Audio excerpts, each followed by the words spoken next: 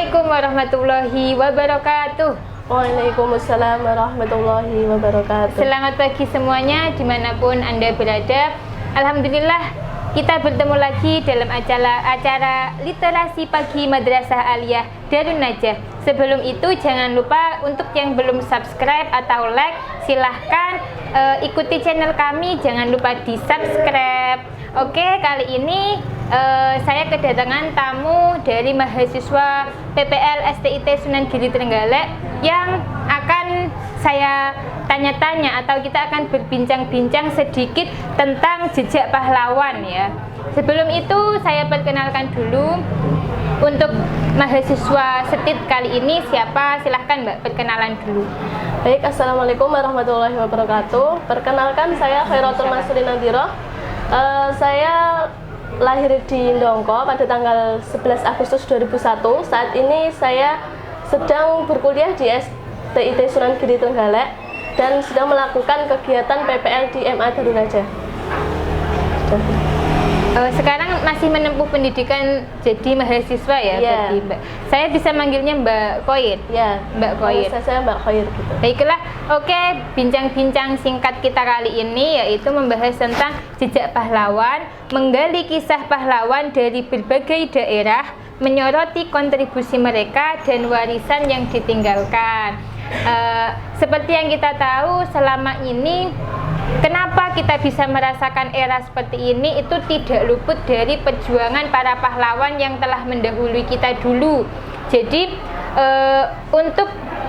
karena narasumber saya hari ini perempuan, jadi pahlawan yang akan saya angkat untuk menjadi tema hari ini yaitu Raden Ajeng Kartini atau R.A. Kartini. Baiklah Mbak Khoir ya. Yeah. Menurutnya Mbak ya kan, Raden Ajeng Kartini itu sangat familiar lah di telinga kita. Yeah. Apa sih yang Mbak tahu tentang Raden Ajeng Kartini? Baik, menurut saya Raden Ajeng Kartini itu beliau seorang pelopor perempuan, pahlawan perempuan yang sangat memperjuangkan emansipasi wanita, kesetaraan. Beliau memperjuangkan kesetaraan gender antara perempuan dengan laki-laki, gitu. Oh iya, jadi dulu itu apakah memang perempuan itu gimana? Kalau di zaman dulu itu apa belum perempuan itu belum dihargai atau gimana sih kok sampai R.A. Kartini melakukan hal-hal seperti itu, memperjuangkan hak-hak wanita sekuat tenaga gitu ya? Pada zaman dahulu perempuan itu dianggap lemah gitu, dikurung di rumah, tidak perlu sekolah dan lain-lain. Jadinya menurut R.A. Kartini itu perempuan juga harus bisa setara dengan laki-laki gitu, karena hak perempuan dan laki-laki itu sebenarnya itu harus sama ya. Gitu ya. Kita tahu ya Mbak, kalau R.A. Kartini itu lahirnya di Jepara, iya, tanggal 21 April. Okay. Dan tanggal 21 April itu sekarang kita peringati sebagai Hari Kartini ya, sampai saat ini. Iya. Itu kan otomatis jasa beliau itu sangat besar.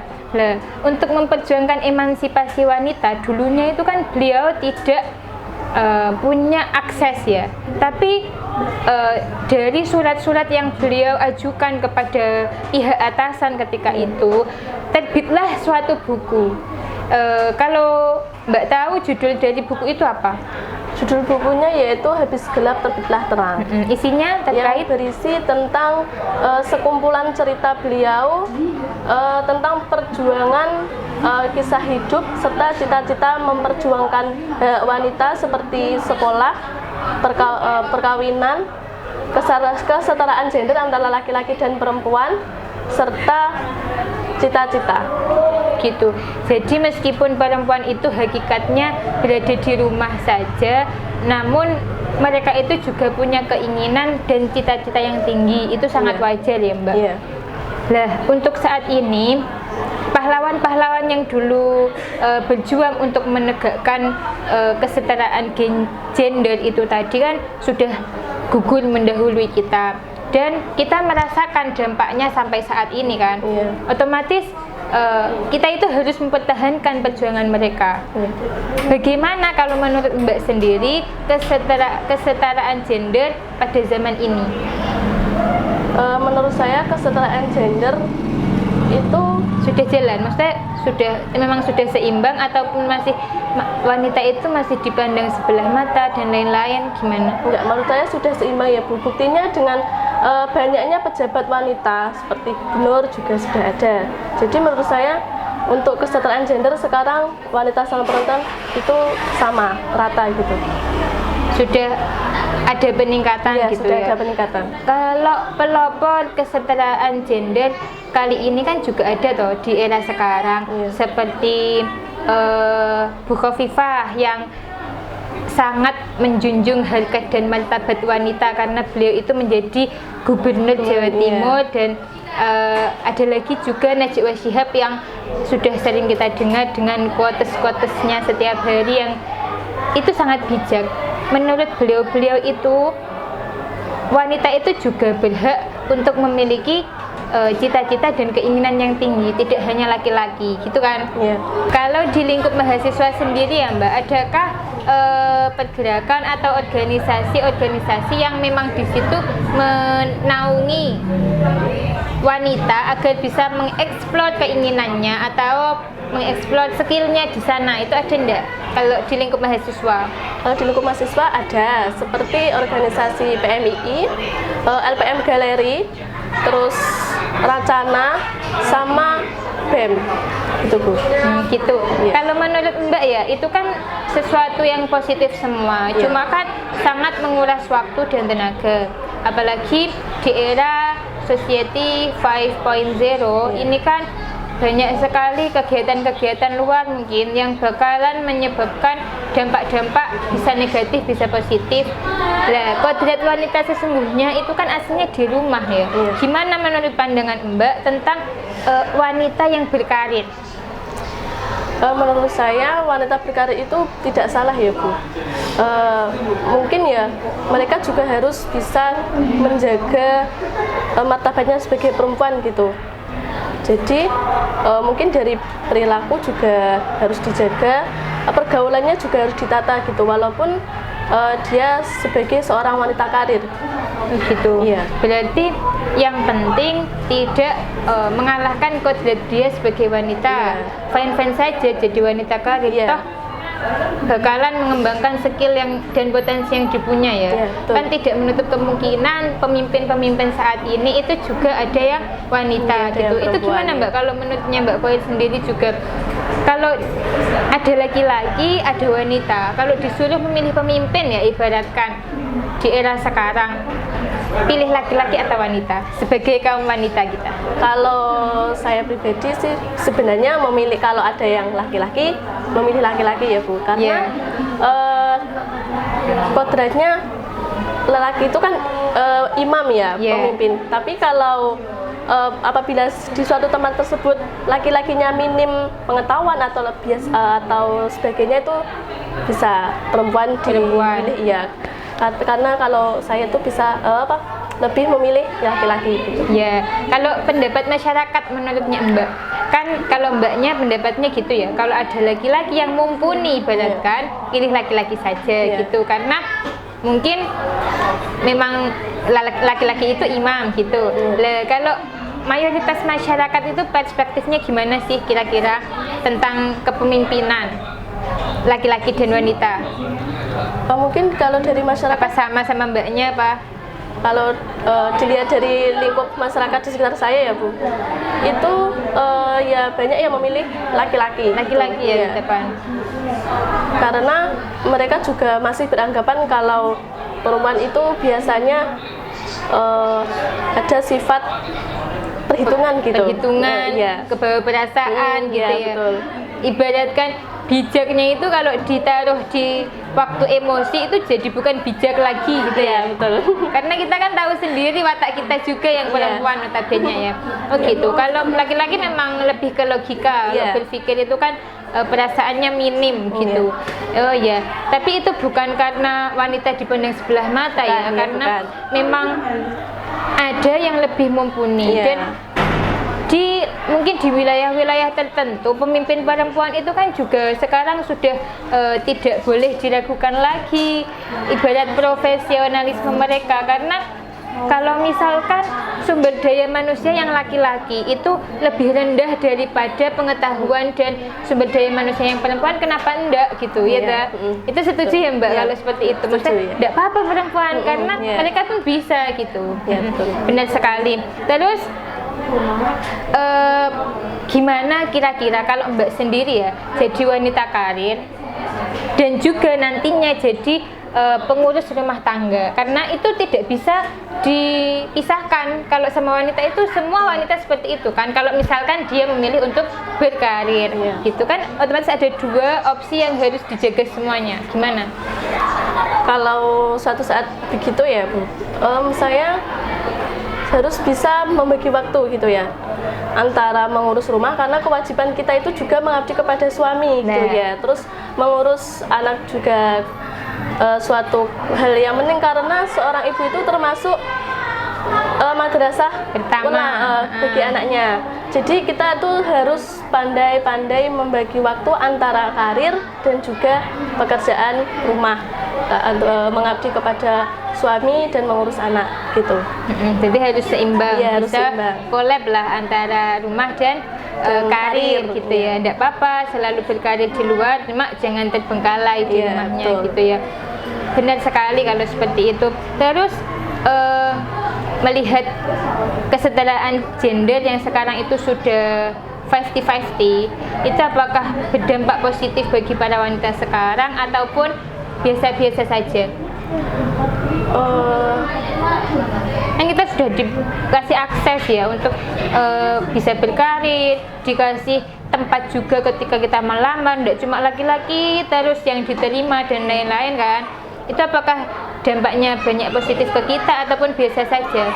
Menurut saya dampaknya positif juga banyak Bu ya, karena dengan adanya begitu wanita itu tidak cenderung bergantung kepada, katakanlah kalau dia sudah menikah bergantung kepada suami, ataupun belum menikah itu bergantung kepada orang tua. Jadi dengan diadakannya suatu lapangan pekerjaan untuk wanita itu berkarir, itu bisa membantu si wanita tersebut mengekspor kemampuannya juga bisa, dan juga bisa membantu menyukupi kebutuhannya gitu. Jadi menurut saya banyak positifnya ya. Selagi ya itu tadi dia harus pandai-pandai menjaga gitu. Kalau saya pikir juga ya Mbak, kan sekarang itu wanita itu malah ide-ide yang bermunculan dari wanita itu cemerlang loh kan. Kalau misalkan ditampung sendiri tanpa ada eksplor keluar itu sayang sekali gitu ya. Jadinya mungkin kita itu diajangi sebagai kaum wanita untuk berekspresi di luar, itu juga bisa berdampak positif selain ke kita, itu ke masyarakat luar juga. Mungkin kita ambil contoh yang wanita karir dan juga konten kreator. Satu sisi, si wanita karir itu kan bisa mengembangkan potensi diri lewat karirnya. Sisi kedua, dia itu bisa berbagi ke media sosial tentang kegiatan sehari-hari yang bisa bermanfaat juga untuk para audiens dan penontonnya nanti, ya ta? Mungkin jadi motivasi dan lain-lain, kan gitu. Karena hidup di zaman sekarang, mungkin kalau tanpa bergerak kita itu kayak produktif dari mana, dapat penghasilan finansial dari mana, itu kan juga perlu kita pikirkan ya. Berarti menurut Mbak sendiri, semua yang terjadi saat ini tentang karir wanita ataupun wanita yang sangat ambis dengan dunianya itu positif ya, positif vibes ya. Banyak yang positif gitu. Tapi gimana Mbak kalau gini, mungkin sudah berumah tangga ya, cuma karena mungkin merasa harga dan martabatnya lebih tinggi, jadi wanita itu berani gitu loh Mbak sama pemimpin rumah tangganya gitu, gimana? Kita kan belum berumah tangga, kan belum, cuma teori saja, gimana? Menurut saya itu mungkin si perempuannya belum mempunyai kemampuan berpikir ke arah bahwasannya seorang perempuan itu harus Kedudukannya tetap Iya, di bawahnya suami iya. gitu ya. Mungkin beliau belum mempunyai pengetahuan seperti itu dan ya seperti itu. Nah, berarti kalau saya tarik kesimpulan dari perkataannya Mbak, perempuan itu juga harus menuntut ilmu setinggi-tingginya untuk membekali diri kita, masa depan kita, anak-anak kita. Ya, Benar betul. sekali ya. Betul. Karena ya kalau tanpa ilmu semuanya itu muspro lek Iya. ngarani wong Jawa gitu ya. Iya. Karena meskipun hal kecil yang kita lakukan di lingkungan rumah sekalipun itu ada ilmunya gitu Iya. ya Mbak, biar tidak Sembrono gitu tidak ya. sembrono. Iya. Benar. Oh iya ya, berarti makanya dari itu tidak cukup pendidikan itu sampai SMA sederajat, ibaratkan kejarlah cita-cita setinggi langit, menuntut ilmu itu sampai kapanpun. Iya, gitu kan betul. ya. Iya. Itu bukan kok buat kita gimana Mbak, kalau dibilang gini, kenapa kok menuntut ilmu tinggi-tinggi, toh kamu ujung-ujungnya itu di dapur gitu, kalau dikatakan gitu gimana menurutnya Mbak? Karena perspektif orang kan beda-beda. Coba gimana pendapatnya Mbak sendiri terkait itu? Kalau menurut saya perkataan seperti itu saya kurang setuju ya Bu. Karena ya itu tadi, seorang perempuan itu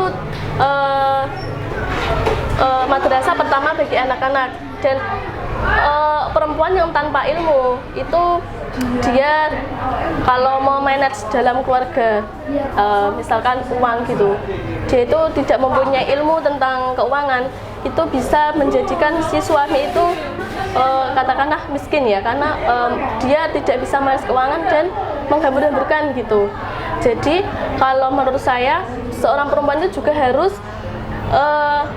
mengejar pendidikan yang setinggi-tingginya, terutama ilmu adab ya yang terutama, karena itu nanti kita bisa menularkan kepada anak-anak kita nantinya gitu. Jadi nggak apa-apa walaupun perempuan itu sekolahnya tinggi-tinggi tapi dia akhirnya di dapur itu nggak apa-apa. Yang penting kita sudah memiliki ilmu dan bekal untuk masa depan anak-anak kita gitu. Ya, benar sekali. Saya sangat setuju, dan juga saya itu pernah Mbak tahu kata-kata gini. Ajarilah anakmu jangan sama seperti kamu diajari dulu. Karena anakmu dilahirkan bukan di zamanmu. Ya. Lah, kalau kita itu cuma punya ilmunya stuck di situ saja. Ya. Dan tidak mengikuti perkembangan zaman, sedangkan anak kita nanti itu zamannya sama kita sudah beda. Kalau kita mengajari mereka seperti kita diajari dulu, itu kan sudah tidak sinkron Iya, sama betul. waktu sekarang gitu Iya, ya. iya. Jadi harus kontemporer lah, Iya, cara betul. ilmu itu kontemporer gitu ya. Setuju ya Mbak? Ya, setuju. Jadi mungkin itu yang bisa kita bincang-bincangkan hari ini. Masalah positif dan negatifnya ataupun yang bisa diambil, mungkin pelajarannya itu silahkan diambil. Kalau memang kontra sama kita juga bisa dikritik dan saran lewat komen. Sebelum kita tutup podcast pagi kita hari ini, mungkin dari Mbak Khoid sendiri adakah yang ingin disampaikan untuk perempuan-perempuan di luar sana yang ingin mengembangkan karirnya seperti pahlawan-pahlawan kita dulu, Raden Ajeng Kartini, terus seperti juga para wanita karir masa kini, itu gimana pesan-pesannya untuk mereka? Pesan-pesan untuk para wanita di luar sana, kita sebagai wanita janganlah lemah, karena hakikatnya kita dilahirkan dari perempuan-perempuan hebat.